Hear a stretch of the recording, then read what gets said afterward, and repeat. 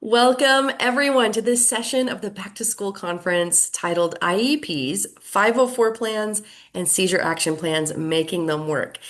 Whether your child is just entering school or has been navigating the educational system for years, one of the most common questions families ask is, how do I make sure my child gets what they need? My name is Renee Rodewer. I'm the Senior Director of Programs and Community Care at the Epilepsy Foundation of Michigan, and I'm so glad that you've joined us. Um, and we'll be focusing on three important tools that can help students with epilepsy in the classroom. Those are individualized education plans, otherwise known as IEPs, Section 504 plans, and seizure action plans. And we'll also discuss how epilepsy can affect learning, when evaluations may be appropriate, how families can build those collaborative relationships with schools that are so important. And this is a conversation about helping every student feel safe, supported, included. We want them to have the best year possible and reach their full potential. So I am so glad to welcome four panelists who each bring a unique perspective and have so much lived experience as parents, as educators, as working in family advocacy, educational law. And so they will share practical advice, lessons learned, and encouragement for families navigating this journey. So I want to welcome Julie Rexford, who is a teacher and a parent of a child with epilepsy. Amy Crane, who is a special education teacher, a person living with epilepsy, and an author. Stephanie Nicholls, who is the training manager at Michigan Alliance for Families and has a member with epilepsy in her family, and Nadia Vann, who is an attorney and also happens to be the chair of our board of directors for the Epilepsy Foundation of Michigan. So, just to begin, I would love to invite each one of you to introduce yourself and briefly share how epilepsy has shaped your perspective. So, Julie, can we start with you? Sure. Hi, my name's Julie Rexford. I actually have two daughters with epilepsy. I am in early education, and so I get the perspective of both a teacher and a parent. My oldest daughter's first seizure was actually in the classroom in third grade. We had no idea that she would be diagnosed with epilepsy. Relatively healthy gal. So it was quite a shock to us. And from that point forward, I decided to advocate and bring awareness and make sure teachers had the tools that they needed to be able to take care of students with epilepsy. So Yeah, thank you. And also, sorry, I did know you have two children with I epilepsy, and that's so wonderful. Sorry for misspeaking there. And Stephanie, how about you? I'm Stephanie Nicholls. I'm the training manager at Michigan Alliance for Families. And here at Michigan Alliance for Families, we all have lived experience around special education, sports and services. We all have a loved one that currently or previously received special education, sports and services. And then I also have a loved one with epilepsy and have spent a lot of time at this point navigating how we ensure safety and build independence at school, at work, in life, where it's not restricting, and we have the supports that we need in all of those spaces. Renee, thank you so much for inviting me to join you today. Oh, we're delighted. Thank you. And Amy, would you share a little bit about you? Yeah, so I'm a high school special education teacher, and I did grow up with epilepsy, and I've been through epilepsy brain surgery, and I am an author. My book is entitled In My Right Mind, My Life with Epilepsy. And what epilepsy has taught me is it's so important to live a balanced life. I learned that as a child and a teenager. It's so important to get enough sleep, to eat properly, to monitor my mental health. And professionally, I've just learned so much to treat each student as an individual, to show compassion. And I've realized how important it is to give extra support to people with disability because they need more guidance with what they want to do in life. They need more guidance with mental health issues and communication. And it just takes more support for a student with disabilities to reach their goals. Thank you so much, Amy, Mm, and just appreciate all the, ways you're bringing your experience here today. mm, Nadia, how about you? I'd love to have an introduction from you. Thank you so much for inviting me here today, Renee. I'm so glad to be a part of this group. My name is Nadia Vann. I am currently serving as the chair of the board of directors for the Epilepsy Foundation. I'm also an attorney who has practiced in special education advocacy and special needs trust and estate planning for families.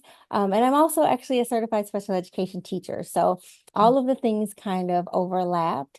I do not have a person in my family who is living with epilepsy, but I've encountered many students who have had epileptic seizures in the classroom. And that was one of my first experiences actually with epilepsy, was a student who was having a seizure in class and not really being able to recognize it or know what to do. So that caused me to learn more about epilepsy, more about persons with epilepsy.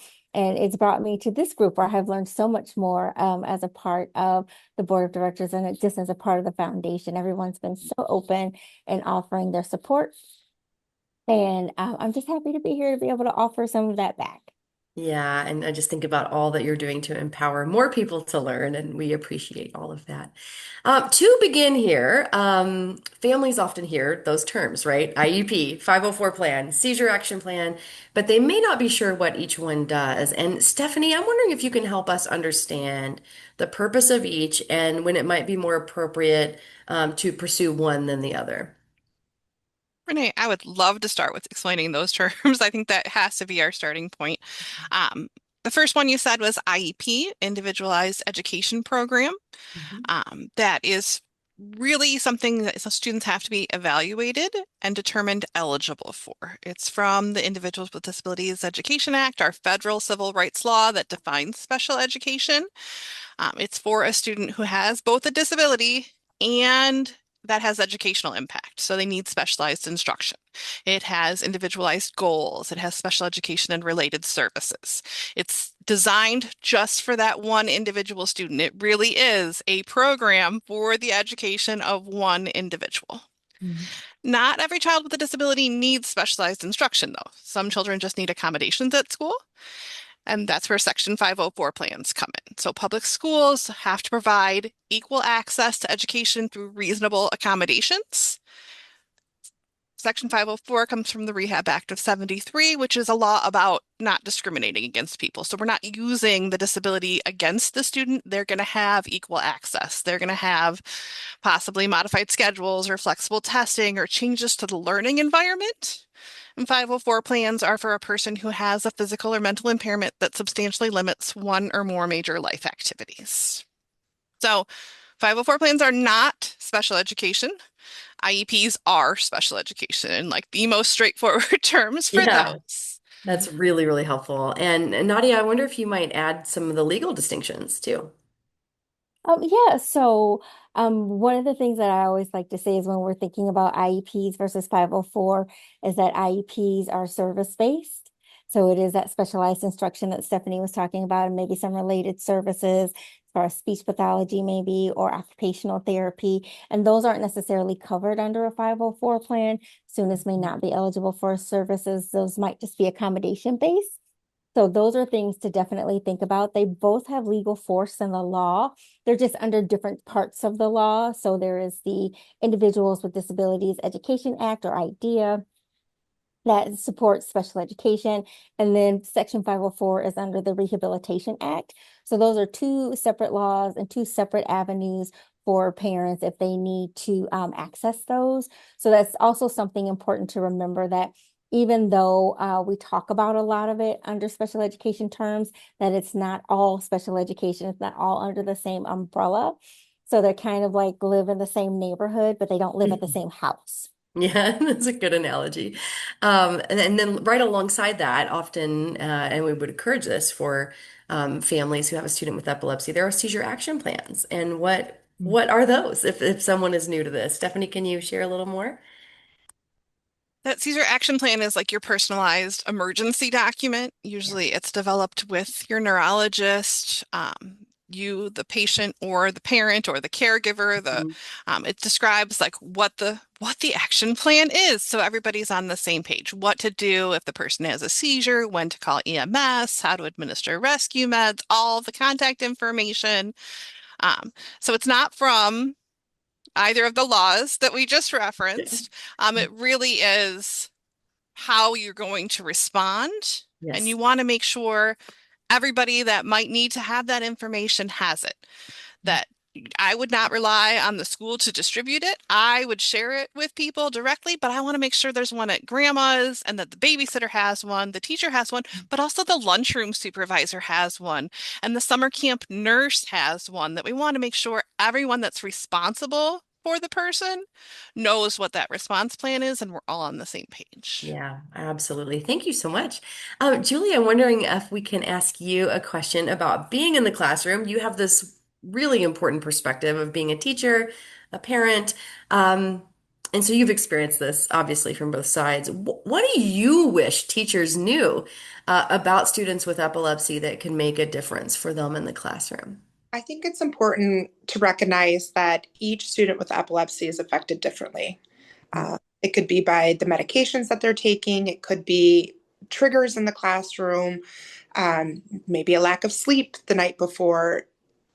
But I think the common thing is that the students want to be treated as capable learners and not at-risk students. Um, they're bright, they're capable, they're eager to learn, they want to be there, they don't want to be singled out. Yeah. They want to be with their friends and be able to do everything that their friends can do. And so I think that teachers should really focus on strengths and their learning needs rather than the actual condition itself. And I think that with preparation, I think with collaboration, kind of like we heard before, being an advocate, and going to the teachers and saying this is what the student needs individually is very important. Um, I wish that teachers knew they didn't have to fear seizures or epilepsy. I think there's a huge misconception about seizure disorders and epilepsy. We get very scared of it. And so I think my biggest wish is that every staff member and every teacher was trained in how to handle first aid for seizures. I think that would really minimize the fear and help the students feel safe when they're at school. Absolutely. And I think it's very natural. It's a human thing that we tend to be afraid of what we don't know and understand, right? But we can come to know and understand, and that's one reason these trainings are so vital. And it really empowers everybody. It keeps Yeah. students safe and makes the teacher feel more comfortable and more prepared. So thank you for that. And Amy, I have a question for you as well. As you think back to growing up with epilepsy, what are some of the supports that either did or might have especially helped you, made a big difference for you as a student? I do believe that I would have benefited from a seizure action plan and also a 504 plan. I think I would have benefited from having some accommodations, such as having reduced assignments. Whenever I had a lot of assignments or there was content I really struggled with, I would experience more stress. And of course, stress causes more seizures. So it would have helped had I had a 504 plan. And also, like what has been mentioned, it would have helped had my teachers known more about epilepsy. Yeah. Um, I believe my teachers didn't know how to respond when I had a seizure. So it would have helped had teachers had that education about epilepsy and known about the different types of seizures. And also from a medical standpoint, it would have helped had my doctors address my mental health issues. Yes. Yeah. Mhm. And I just want to add too that terminology is so important. Hmm. And there's some people with epilepsy who don't want to be called epileptic. Hmm. That was true with me. As a child, I couldn't really pinpoint why that was, but it just didn't settle well with me. And I've learned that the reason is that epileptic is a label. And people with epilepsy are just as much a person and a whole person as anybody else, and they don't want a label. Over the course of time, epilepsy has had a lot of negative connotations attached to it. And there's been a lot of myths, there's been a lot of misconceptions and stigmas attached to epilepsy. So if you are a teacher who has a student with epilepsy, I just want to recommend that instead of referring to that student as epileptic, you can say she has epilepsy or he has a medical diagnosis of epilepsy. That way you're not attaching a label to that student with epilepsy. I It's really, better just to address or say the term epilepsy. That way you're not, here again, giving that label. Now, some people with epilepsy are fine with being called epileptic, but if you are someone outside of the family of someone with epilepsy, I would avoid saying the word epileptic because the person with epilepsy may not want that term attached to them. thank you so much for that perspective. And one of the things we have already talked about is how important it is for teachers to and other school personnel to be able to recognize seizures. It's also really important to be able to recognize when that stigma is Mhm. being used and is also being internalized, right? And being felt on a mental health level and on a social level. So I really appreciate that.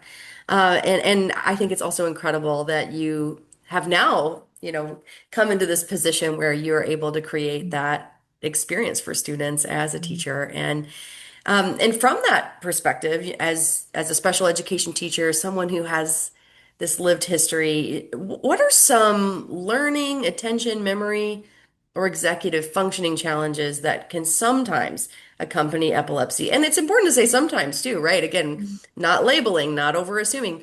What are some of the subtle signs educators and families can pay attention to? People with epilepsy often do struggle with memory problems, and that can be because they do have epilepsy, but also because of the seizure medications they take. Hmm. Many seizure medications cause memory problems. And some people with epilepsy also struggle with higher level thinking skills. So when they're given a higher level question, they may not be able to figure out the solution. They may be thinking more on the physical level, the simple level, instead of using higher level thinking skills.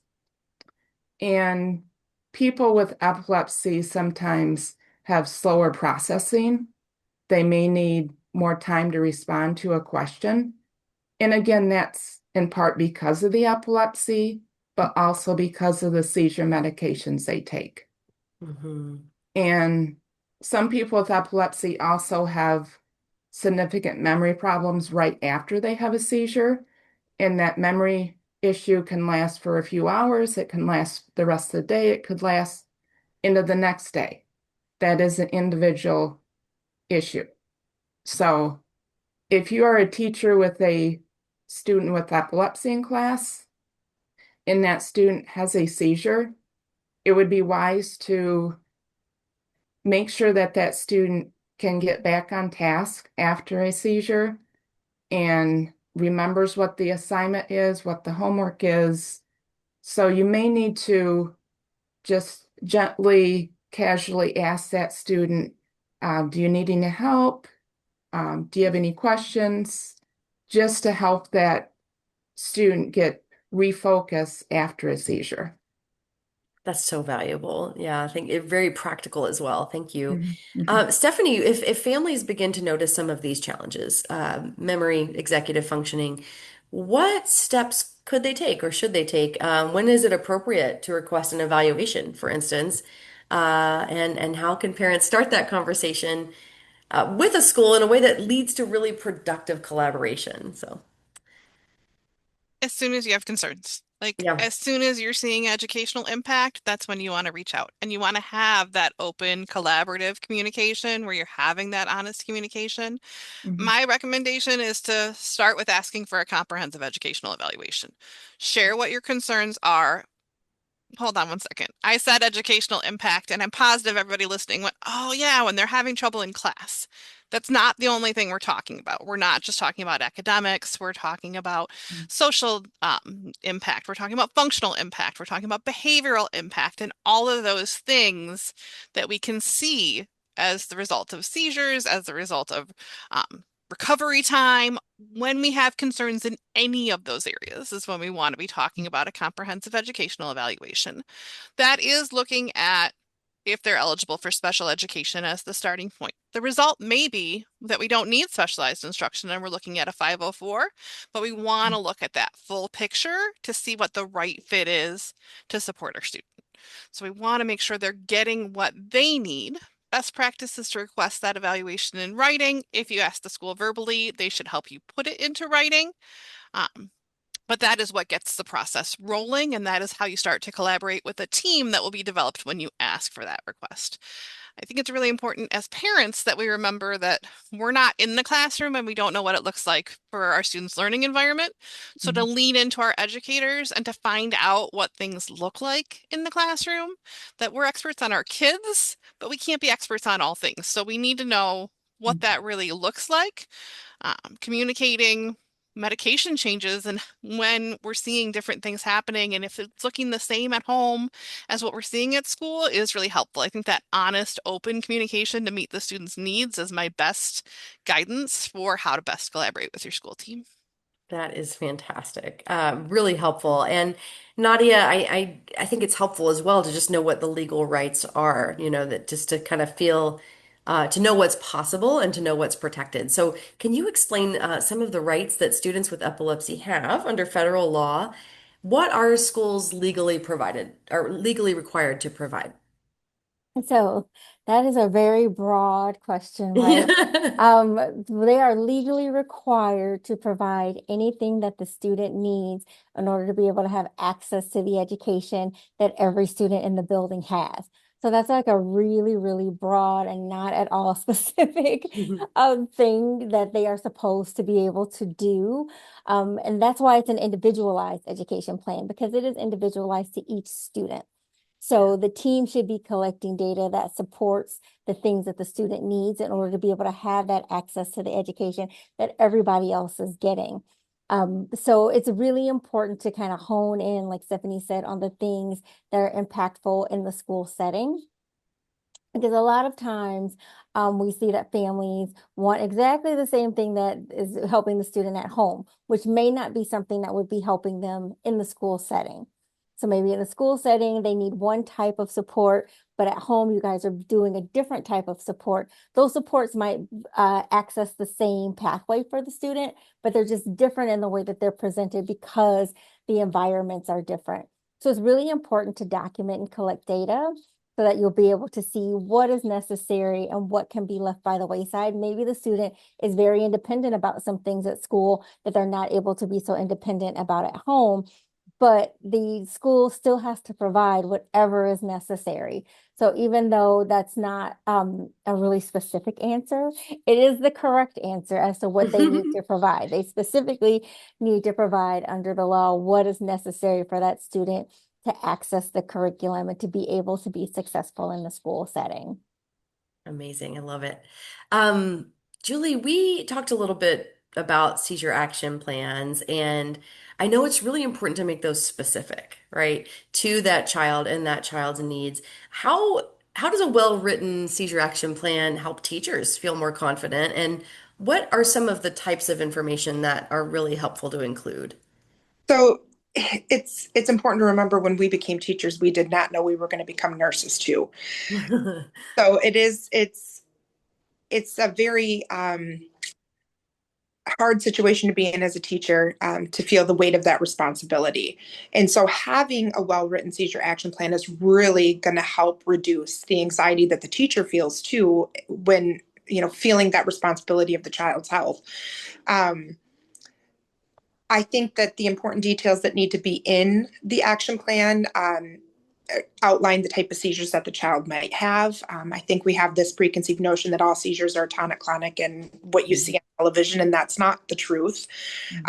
So knowing what to recognize and what we're looking for, that's very helpful. And some children have more than one type of seizures. Both of my kids started with tonic-clonic and moved on to focal, so it's changing. So it's important to make sure that those are in the seizure action plans. First aid instructions, what to do, rescue medication protocols for each student, include personal details about the students, their triggers, what their typical seizure patterns might look like, medications that they take at home to help prevent the seizures. Having as much information as possible is going to help the teacher to understand what they possibly could expect. It's going to reduce the hesitation and the fear that they might make a mistake. So I think just as comprehensive as we can possibly be is important. We even went as far as having daily check-ins. So if we had a situation, my children's seizures were both kind of triggered during sleep. So we made sure every day the teacher knew if we had a bad night, maybe they're going to need a little bit of extra support during the day, a little bit of rest time. If, that needs to be modified, we wanted all of that to go in the plan. That way, if something did happen in class, we could say, okay, this is the night we had. This is kind of how the day looked at school. This is kind of what we need to be looking for. So having as much detail as possible in those plans is going to help reduce that anxiety for the teacher and for the student. Yeah. That's great. Thank you so much. And I want everybody watching to know we have forums for seizure action plans on Yep. our website, which is epilepsymichigan.org. You can search for that. And you can also reach out to us. We're glad to provide that for you. So amazing. And Amy, we do know some of those misconceptions are out there, and teachers, just like anybody, we absorb what we hear in the culture, right? So, what are some of the biggest misconceptions that educators have about epilepsy that families may need to gently correct? Yeah, and one has already been mentioned, but some people think that all seizures are tonic-clonic, also known as grand mal seizures.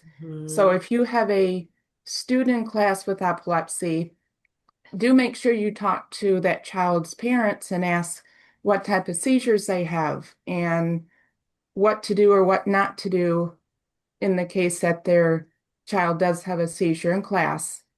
And also, one misconception is that all people with epilepsy are unstable or have significant mental health issues. If you have met one person with epilepsy, you have met one person with epilepsy. Right. Each person is individual. There are students with epilepsy who can go a full year without a seizure. There's others who have seizures every day or once a week, every few weeks. Every case is different.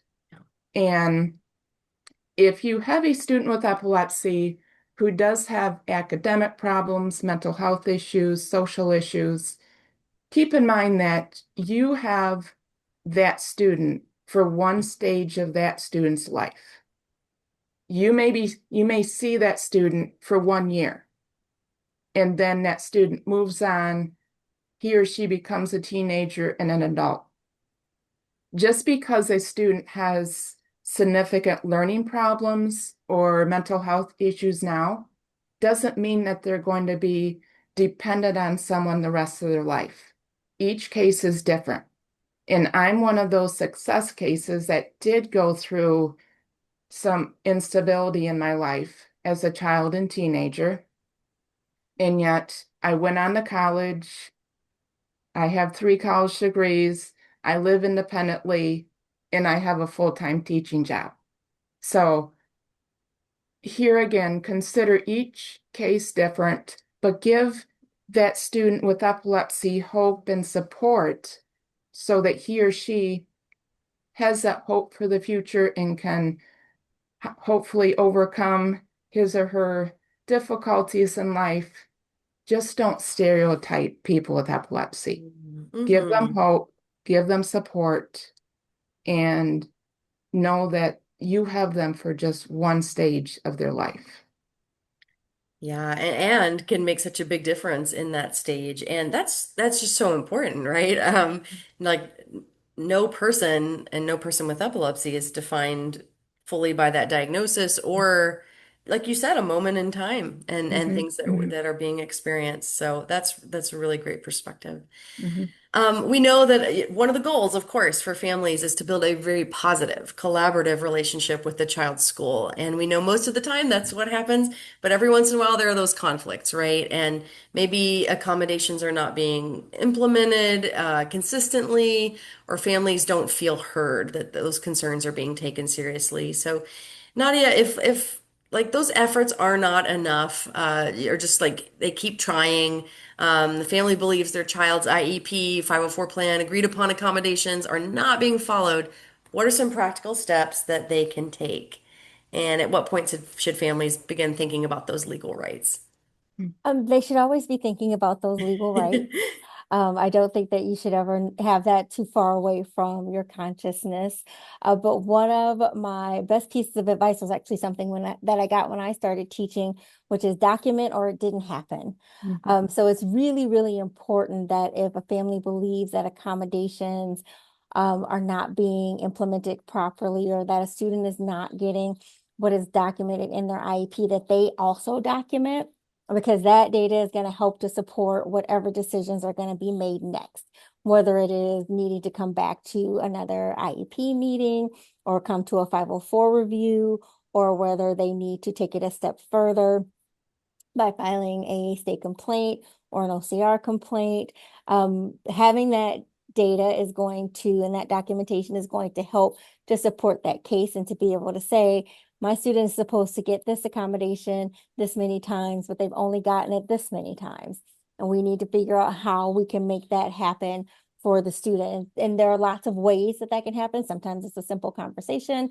Sometimes people are uninformed and they just need to know that this is supposed to happen. But sometimes it needs to go a step further and making sure that it's documented in their plan in a different way. So definitely keep documentation for that. One of my favorite parents of all time would come in every year with her tote.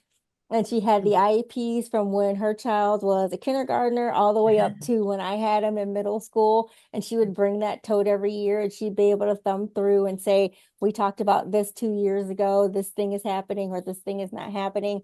And it's just really important to keep those records and to be aware that those records can really help to drive your plan because you have those documents that you can refer to and say, yes, this is something that works. This is something that does not work. This is something that we need or something that we don't need. It is also really important legally to keep up to date with the procedural safeguards. It's everybody's least favorite thing. But at the IEP meetings, they give you the big book. It's the procedural safeguards. It tells you what your rights are under the law and what the schools and the school district's responsibilities are under the law.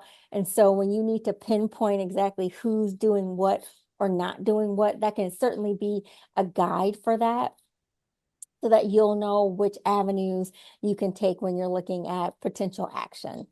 Yeah, thank you so much for every part of that. And Stephanie, how do we build good communication with schools? What are some strategies, approaches that lead to better collaboration? I think my best advice is to connect. And connect not just when there's concerns and issues. Yes, connect when you have Mhm. concerns and issues, but connect in general. Let them know that you're engaged. Let them know that you're available. Let them know what's going on. That we keep those lines open means they're open in both directions, but that we kind of want to set that expectation as families. The other thing I just want to add on as far as implementation of what's already in the 504s or the IEPs, if they're already in there, it's not optional. Like the teacher doesn't Mhm. get to pick and choose which things they want to do in their classroom. So I think that Nadia said so many important things about communication and making sure everybody's on the same page, because it may just be a clarification and a communication that you can have that informal conversation and also put it in writing, because if it didn't happen in writing, it didn't happen. I'm totally with you on that. But having that open line continuously makes a big difference. We also recommend, like, as one of your procedural safeguards, one of your rights, across Michigan, we have free mediation for anyone that receives special education supports and services. So if you have an IEP, or you may be eligible for an IEP. Special Education Mediation Services is a free service all throughout the state. So if your communication is breaking down or you're not feeling heard, understand your rights, have those conversations, but sometimes bringing in an impartial third party can really help open up that communication line as well. That is remarkably helpful, and thank you for reminding us of that important resource. Julie, we know parents really struggle with that like push-pull of like wanting their child to feel safe and to be safe, and also to be able to have that independence. And you mentioned some of that too, just from the educational perspective. So, how can schools balance that too, right? Seizure safety, super important, remarkably important, but also allowing students to develop that independence and participate fully in all of school life. So, what would you say to that? I think that there has to be individualized plans for each student that has epilepsy. That's very important. There were things that one of my daughters could do that the other one maybe struggled with. Hmm. I think it's important to acknowledge that they're all individuals. They have to be treated as such. So having those individualized plans is very helpful. Um, Staff training. I I cannot emphasize this enough. I know I was fortunate enough that I was able to get you guys to come up to the UP and train the whole school, right? Everybody that would have contact with my daughters was trained in seizure first aid. And that made the staff so much more comfortable in knowing what to do and how to do it, and looking around their classrooms just to see, like, is there modifications in the classrooms that need to be made in case one of them had a seizure and fell, or where's the best way to seat them in the classroom. Providing a buddy system for them, so if they had to be out in the hallway going to the bathroom, walking down to the office because they were called down to the office, they had a buddy. They had somebody that could be with them. So if they had a seizure, they could go and, get the help that they needed. Flickering lights. One of my daughter's triggers was if the lights started flickering in the classroom with the fluorescent lights going out, that was a trigger. So recognizing that as a teacher and being able to say, okay, we got to shut the light off until this gets fixed, or whatever we needed to do to modify the classroom to make it okay. Um, Ropes courses, that was one thing my kids had to do in school. It was very exciting and cool. And when you're in eighth grade, you get to go on a ropes course and everybody wanted to do it. Of course, my daughter wasn't able to do that because she was up too high. And even though she had the harness, just wasn't a safe activity.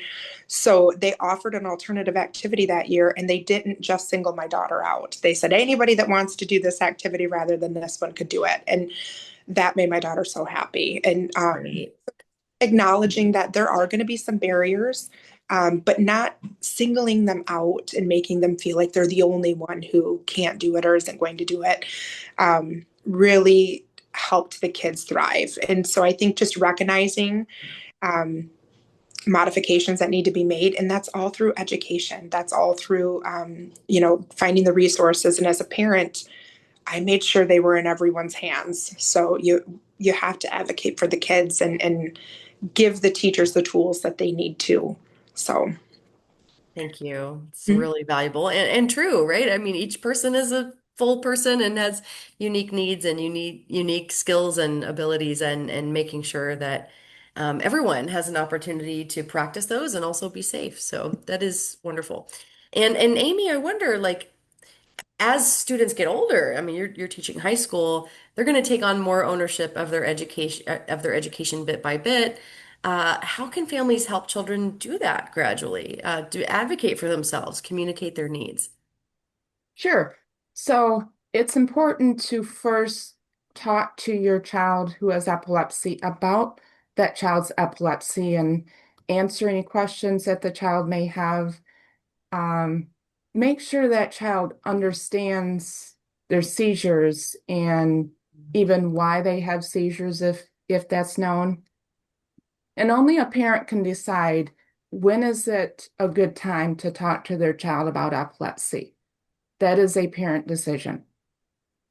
I would say, don't wait until they're a teenager to talk about their epilepsy, but make that an open communication. Talk about the risk factors.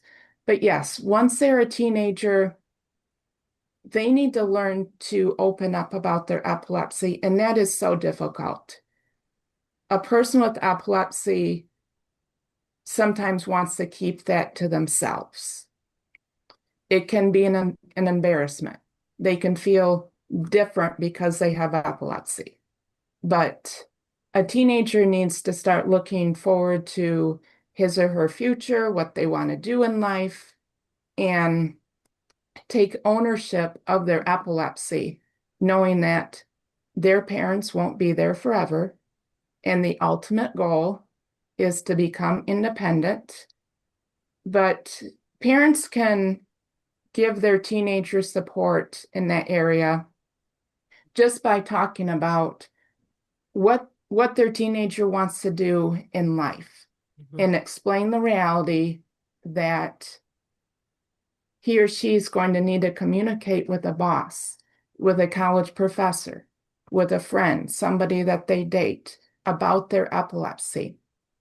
It can't be kept a secret forever. And so it's important for a teenager with epilepsy to see it from the perspective of they do need to take ownership of their epilepsy and advocate for themselves. It would be good if a teenager with epilepsy could talk to his or her teachers about epilepsy, but I know that can be uncomfortable. It can be a challenge. So maybe it's not until that teenager is a little bit older and graduate from high school that they start opening up about it, but they need to consider opening up about it also because it is a reality. And here again, the ultimate goal is for them to be independent, to be self-sufficient, and have relationships with other people. And part of that is communicating about their epilepsy. And the other aspect is just having hope for a better future but integrating their goals in life with the fact that they have epilepsy and realizing they are going to have to communicate about their epilepsy as adults. Yeah. And if they have the language and also the practice and also the relational support, I mean, to Yeah, be able to name those things, yeah. so that it's on their terms, right? And Mhm, also to be able to self-advocate. It mhm, means so much. So thank you for that perspective. mhm. All right, well, we are just about to wrap up, but I want to ask this final question because it's just really lovely. So, if there was like one thing you would want people to take away from this session, or maybe a little bit of hope that you would love to give people, what would that be? And Nadia, I'm wondering if we can start with you. Yeah, thank you so much for asking that question because it's a great question. I think the one thing I would want people to take away and be hopeful about is that there are avenues for any conflict. Mm, There's not one right way to mm, implement a plan. There's not one right way to create a plan. There's not one right way to handle a conflict within a plan. But because there are so many avenues to do that, there's always hope that we can come to a resolution when there's something that needs to be done. So you've got your legal avenues, your interpersonal avenues, you've got medical avenues. There's so many ways to get this thing done. So I don't want anyone to think that if they come up with a barrier in one area that they can't reach a successful conclusion because there are so many ways to get the job done of keeping students safe and involved in their school setting. So definitely consider that there's more than one way to get the job done. Oh, I love that. And Amy, how about you? What would you like to leave people with today? Again, just realize that there are opportunities to grow and there's resources out there for epilepsy. There's also support groups. So utilize the resources that you have. And whether you're a teacher or a parent, encourage that young person to pursue their dreams and not let their epilepsy hinder their goals in life. And also just let that young person explore what they want to do and figure out for themselves what they're good at, what they're not good at, but encourage that young person to advocate for themselves and to just accept the fact that they have epilepsy, as difficult as it is, but look forward to a positive future. Love that. And we do want people to know that we have a lot of resources at the Mhm. Epilepsy Foundation of Michigan. And one of the best resources is community relationships. So, as you mentioned, Amy, do have support groups. We have one for parents. Mhm. We have we have programming for teens and some new things I think that are emerging for them. We have a summer camp for children, and it is free. And we also have a family camp coming up in the fall, and also a support group for young adults as well as they're continuing to grow. And you can always reach out to us or go to our website to find that information. Julie, what would you love to leave people with today? What sense of hope? So, two things. I think as a teacher, the perspective as a teacher, I think kind of what you said, you don't have to be scared to have a child in the classroom with epilepsy. Um, there are so many resources that we can seek out and find. Um, so don't be afraid. Keep open communication with the family. I know as a mother, I wanted everyone to know that my children had epilepsy because I felt they were safer that way. So just keep open lines of communication. But as a parent, um, it's okay to be scared and it's okay to feel overwhelmed. We fear what it's fearful to give up that control of our children and put them in the hands of the teachers that we don't have the control in the classroom. So it's okay to be scared. Seek guidance and go to the Epilepsy Foundation website. That's where I found all of my information.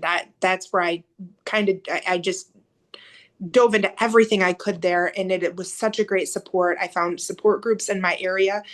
Um, Three other families in the school that I had no idea they were kind of dealing with the same things we were dealing with, and we just became a support group for each other where we would go on Thursdays and have coffee together after we dropped the kids off to school. It's important to have your people. So don't be afraid to tell people what you need. Mhm. It's hard to give up control. It's hard to hand our children over every day. And so when you're feeling those feelings of being overwhelmed, get the help you need. This affects the whole family, not Mhm. the child. So um, lean on people. It's important. That's so wonderful. Thank you for bringing both those perspectives today. And also, Stephanie, bring us home here. What would you offer for everyone? There was so much wisdom already shared. I want to back up everything everyone else said. I think that fear and that control piece as a parent is so overwhelming of how to trust other people and how essential it is that you have information and you communicate and you're setting those clear expectations where everybody knows what your child needs. And I'm just going to piggyback, find a tribe. Mhm, Find people you can lean into that this feels so lonely and hard and there's nothing I can't do anything to make it under control. mhm, How do I manage this? How do I put that foot in front of the other? You are not alone. You are not the first person that is dealing with something similar. Every individual is different, but we are connected and be connected. That is so great. Be connected, right? And I am so moved, honestly, by all the wealth of experience and wisdom that you have brought to this conversation. And yes, we want everyone to know you're not alone going through this. And if this is the first time you have ever found us, right? We have a wealth of community and support for you. And so we're glad to be on this journey together. Thank you, all of our panelists. I really appreciate your perspectives. And I also want to encourage everyone, if you are seeing this playlist of back to school sessions, we have others for you to watch as well. And so we hope that you will join us in the rest of this series, this on-demand conference. And thank you for spending time with us today. It means a lot, and we are wishing you the best school year. Thank you so much.